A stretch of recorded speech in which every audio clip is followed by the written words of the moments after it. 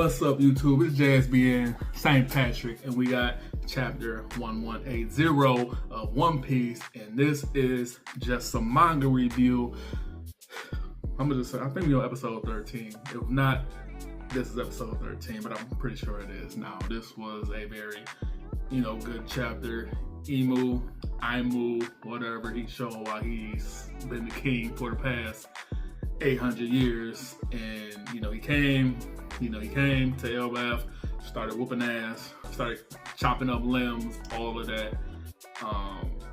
He's definitely just been showing just how strong this dude really is, and I'm assuming that this is his real form. But yeah, chapter, starts off, nobody really knows who he is. They think he's one of the Holy Knights. Summers is happy to see him. It's kind of funny, because the Summers, ever since God Valley, he's been more of a pretty a goofy character, and this is probably the first time that we've actually seen him act more professional, respectful, obviously, to pretty much God of the world right now. It's just kind of funny seeing him act like that, calling him Great One and all of that.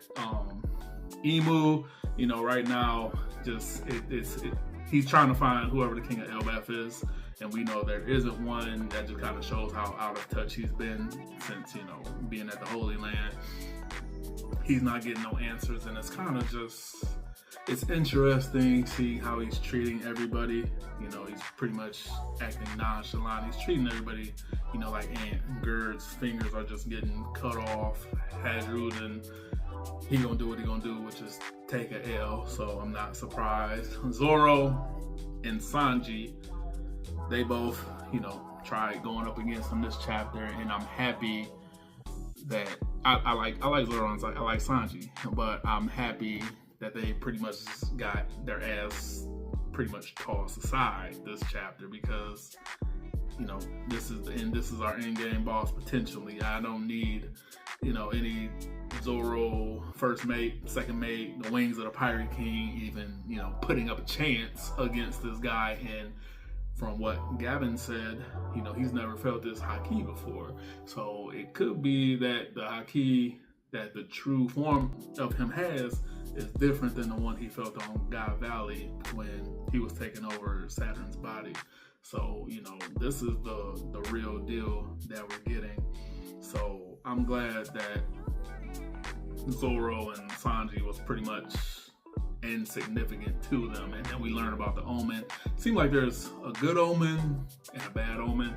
We see omen used on Killingham and Summers, and they're happy to get it. And then we also see him using omen as a form of an attack, which is how he knocked out Zoro. And with Sanji, he pretty much kicked them and shoot. But that also kind of leaves me, because I've seen stuff about the man, if you all remember, the man marked by flames who was mentioned some years ago. Shiryu, he mentioned, he potentially could work for the government.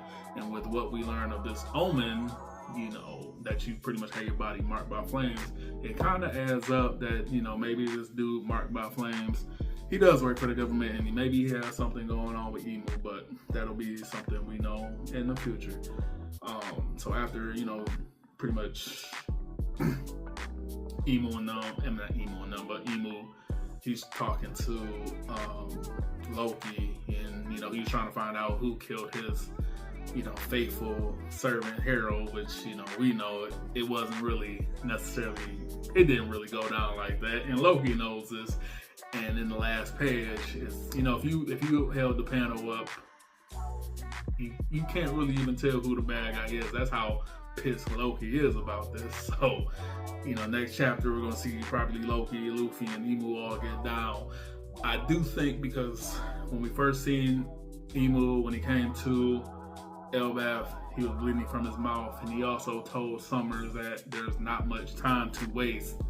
I believe that he is on a time limit in his true form. So what I feel is going to happen is he's going to, get into a quick scuffle with Loki and Luffy. He's probably going to end up having the upper hand, and I think, by the time he lands a tries to land a killing blow or a devastating blow, he's either going to go poof right back to the Holy Land and, you know, not going to be able to finish the job. And I think Loki and Luffy are going to realize how out of their league they are at the moment. That's what I'm thinking, because, you know, it's too soon for, I think, them to have an actual good fight without some type of interference happening, which is not a bad thing at all. So, you know, these last couple chapters have been great. I've been enjoying them. I'm hoping, you know, Oda just keeps going with this.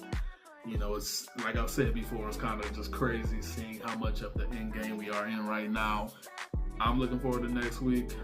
I don't think there's a break for chapter 1181. But, you know, if there is, you know, there's always, I'll be definitely back the following week. Write in the comments below. Hey, what did you think about this chapter? What do you think is going to happen? Any theories, any predictions? Like and subscribe, please. And, you know, on that note, JSBN St. Patrick, I'm